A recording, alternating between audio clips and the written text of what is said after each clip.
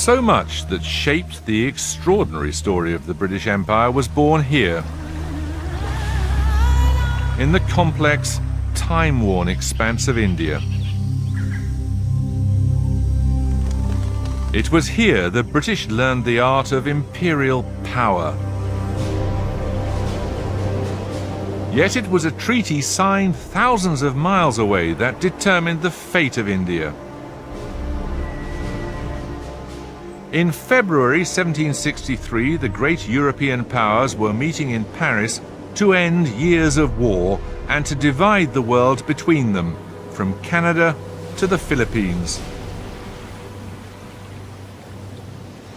Britain's representative at the peace talks was the Duke of Bedford, a stubby, arrogant little man who'd never been to any of these places. In fact, his gout had made it difficult enough for him to get to Paris. But the Bedfords did pretty well out of the summit. The Duchess was given an 800-piece porcelain dinner service by the King of France, and the Duke got India for the British. The technologically advanced countries of Europe were eyeing up foreign lands for future conquest, and Britain had a head start. India was decisive. It gave Britain the resources, the markets, the manpower, and the prestige to build a worldwide empire. And in the years to come, they worked feverishly to secure that prize. First, Britain took control of the Mediterranean. Then they took the Cape of Good Hope at the bottom of Africa. Then Mauritius in the Indian Ocean. Then Ceylon, now Sri Lanka, of course. And finally, Singapore. A web of strongholds right across the globe. This was the beginning of Britain's time as the undisputed top dog of the world. Yet the whole thing was built upon something decidedly fragile.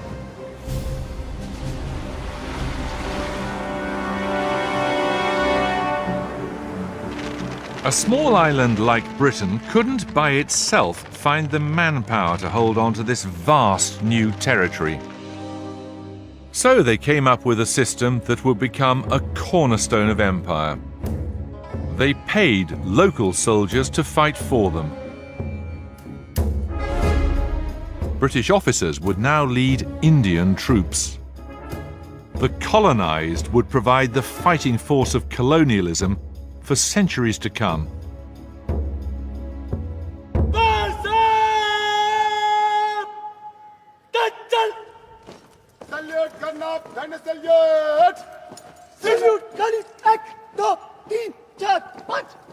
The Madras Regiment, founded in 1758, is the oldest in the Indian Army. It spent most of its existence fighting not for independent India, but for Britain.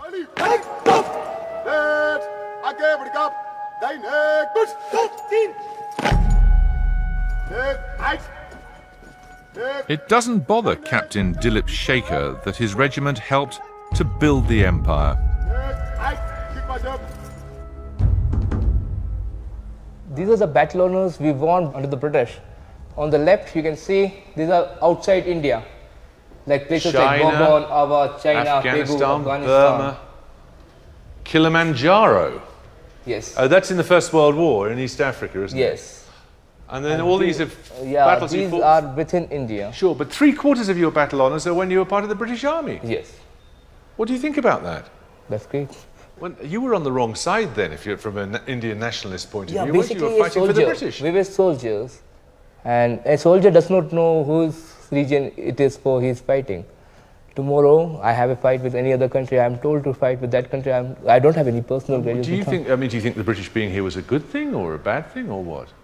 Whatever happens in the history is history, but still we should not be going into that. But yes, they have done good for us and even bad to us that way. But it's a good thing they're not here, isn't it?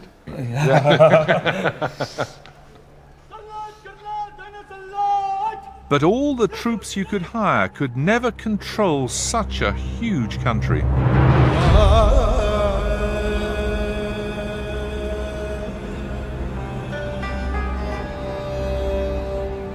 The British needed a political system to keep them in power.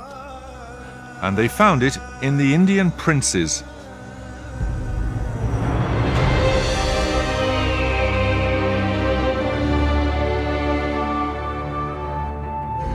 In the mid-1800s, the British invaders signed a treaty with the local ruler here, the Maharaja of Jodhpur.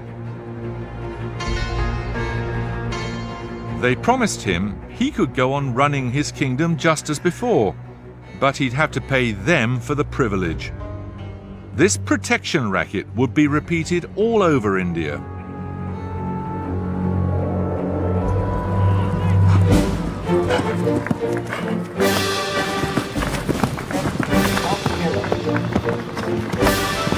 Fantastic goal there by Mehrankar. They have finally woken up, ladies and gentlemen. In time, the ruling classes of the two peoples would become entwined. Defender with the backhander, turning the tide a little bit. Ramesh on the near side.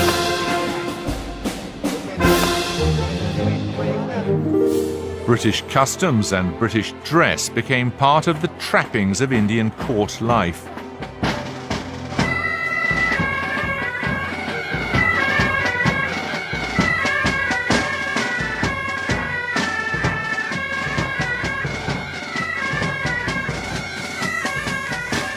The present Maharaja is the product of both cultures.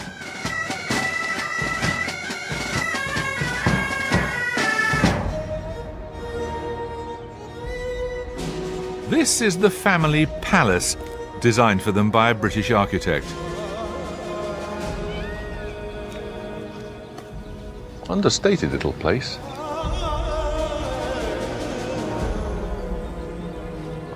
Morning, sir. Welcome to Taj Mahal Palace. Good morning. Good morning.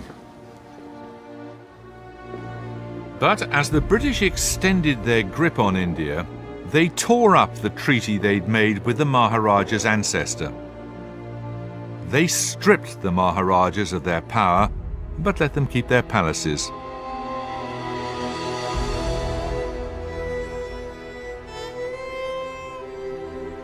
This way.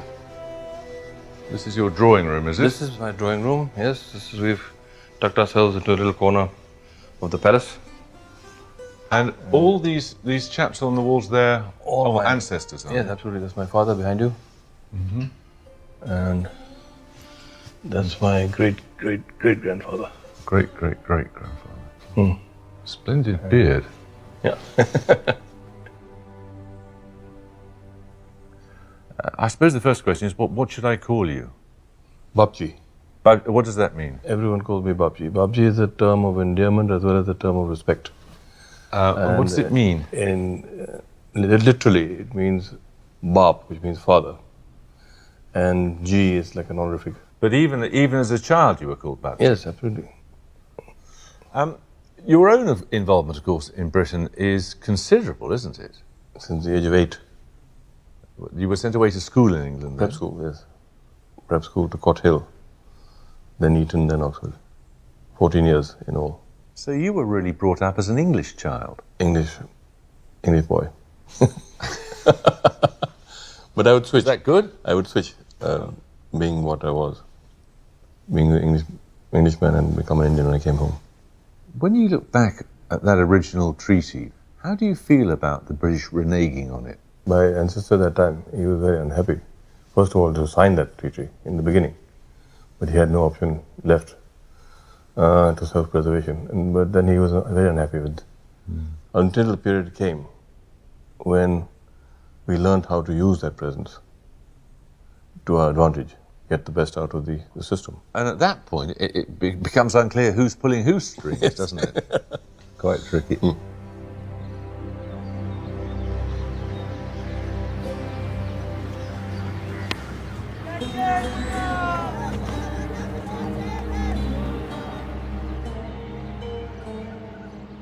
At the heart of British authority was a gigantic confidence trick.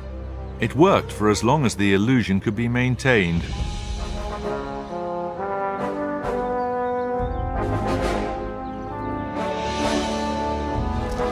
Take Government House in Calcutta.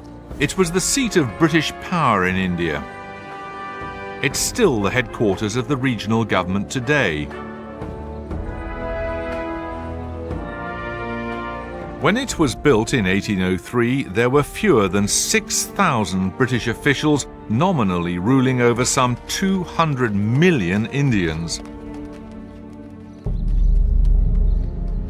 As one British Governor-General who lived here put it, if each black man were to take up a handful of sand and by united effort throw it upon the white-faced intruders, we should be buried alive. And that's the reason for the scale, the grandeur, the sheer boastfulness of this place. The idea being, if you look like a ruler, the people will treat you like a ruler.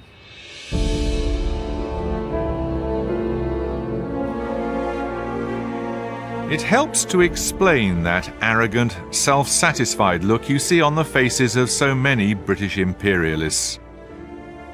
But the appearance was an enormous bluff. It could only be a matter of time before that bluff was called.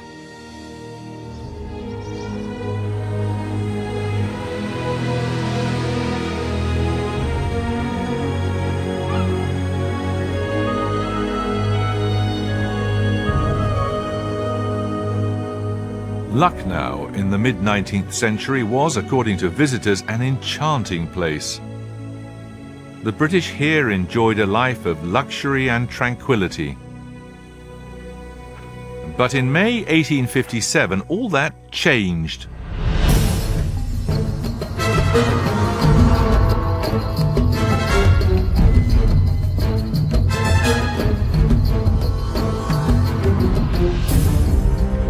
Fired by decades of resentment, Indian troops rose up and killed their own officers. Indian servants murdered British families. The Indian Mutiny, or First Indian War of Independence, had begun. It reached its climax at the British headquarters in Lucknow.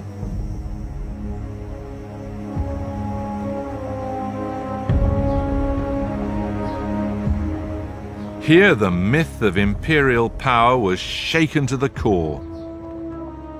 3,000 British and loyal Indians were trapped inside and surrounded by 8,000 rebels. A terrifying siege was about to begin.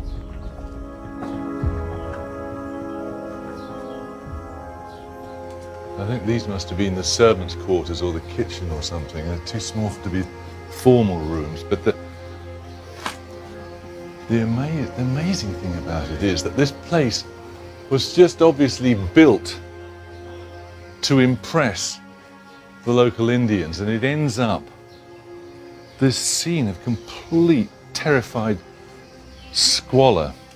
I mean, at the height of the siege, there were 10 Europeans dying every day, just here.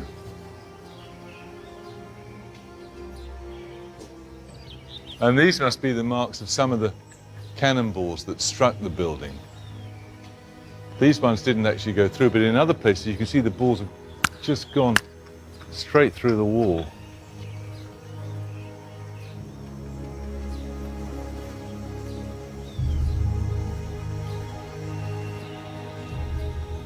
And that down there, I think, is what was the banqueting hall. But during the course of the siege became used as the hospital and was absolutely packed with the wounded, obviously, but also the sick, because inevitably what happened was that all the latrines filled up and overflowed, and there were corpses rotting in the heat everywhere, so cholera broke out.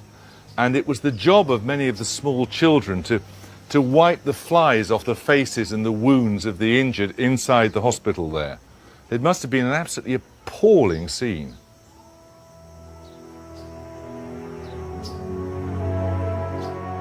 After 4.5 months, British relief forces arrived. As they fought their way into the stinking ruins, they showed no mercy. In the story of empire, rebellion always met with savage retaliation.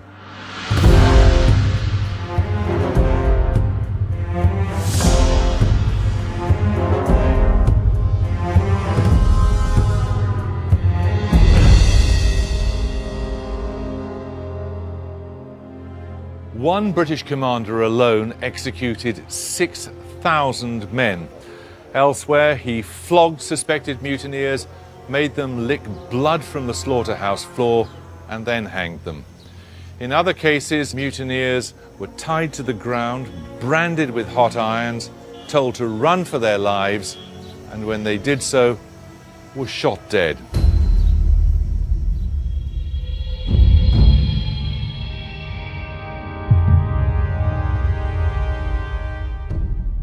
It was not enough merely to punish.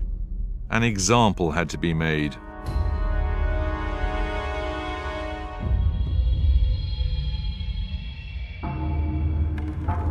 The psychological impact of the conflict was massive. Each side now knew how very thin was the veneer of civilized coexistence, that with the right provocation they could unleash hell on each other.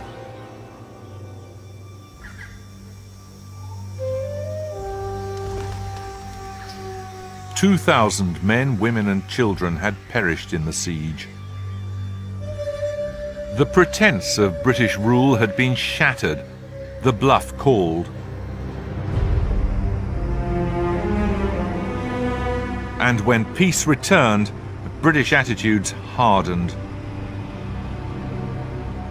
The poet Rudyard Kipling called it wearing knuckle dusters under kid gloves.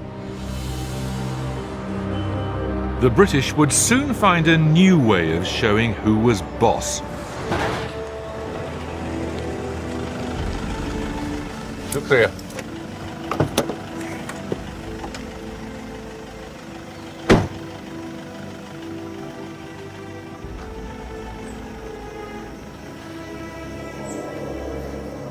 This bleak patch of waste ground outside Delhi was once the setting for a series of extraordinary spectacles.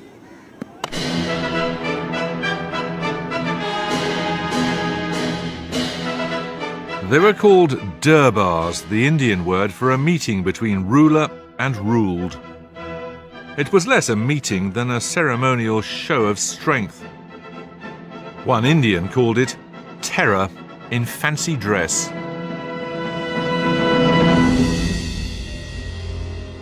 Presiding over each of these gaudy ceremonies was the British ruler in India, the Viceroy. One of them understood the power of extravagant display better than any other. Lord George Nathaniel Curzon went the rhyme, was a most superior person. He liked to assemble his magnificent uniforms, including assorted foreign decorations, from various places, one of them being a London theatrical costume shop.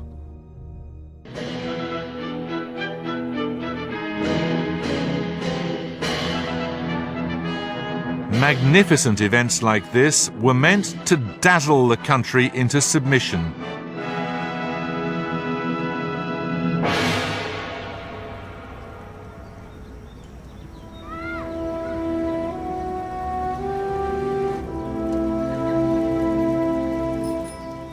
A few old statues in the corner of this foreign field are all that's left.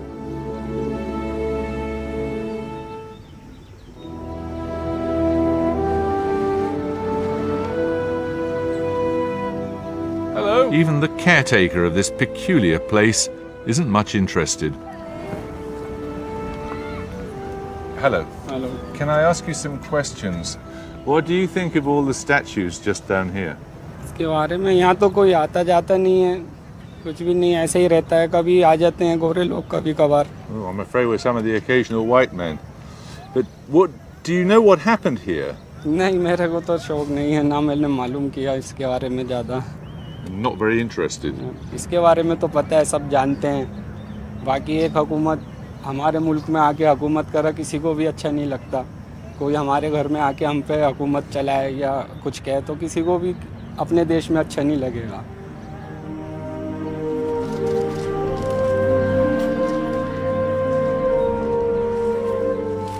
There's one relic of the British Raj that still exerts something of its old magic.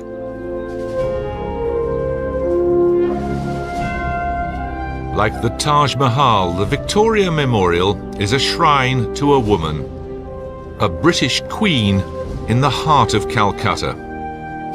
In the person of Queen Victoria, the British liked to believe the empire had achieved human form. They cooked up the resonant but meaningless title of Empress of India for her. But she was more than a title.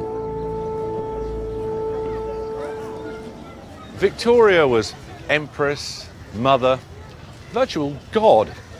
In the years following the mutiny, over 50 statues of her were commissioned and shipped out from Britain. The Maharaja of Baroda, for example, paid £15,500 for a solid marble statue. And at the feet of it, flowers were regularly laid, and every week it was given a shampoo to keep the old queen looking spruce. Victoria had plenty to smile about. A mix of enterprise and cunning, brutality and pomp had turned India into the biggest, richest and most significant colony in the empire.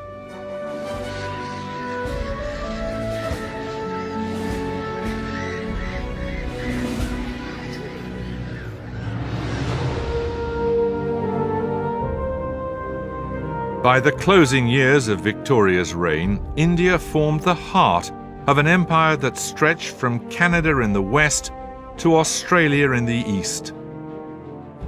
It was time to celebrate.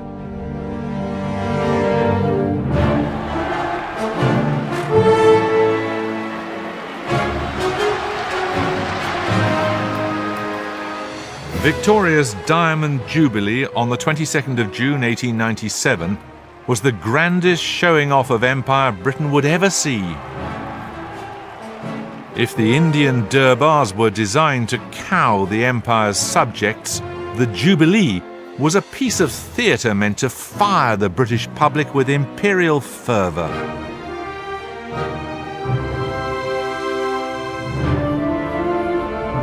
A vast cavalcade made its way across the capital to the so-called parish church of empire, St. Paul's Cathedral.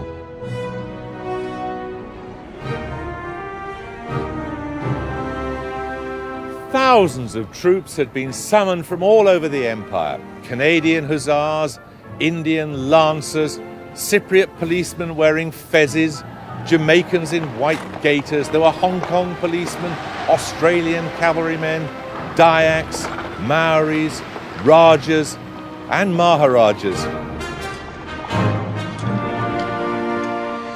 In the midst of all this frenzy rode the matriarch of empire.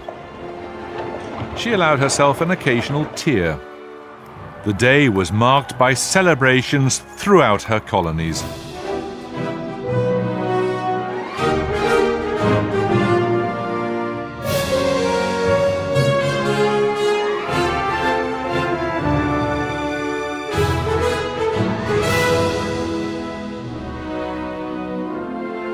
The Daily Mail brought out a special edition in gold ink to mark the occasion.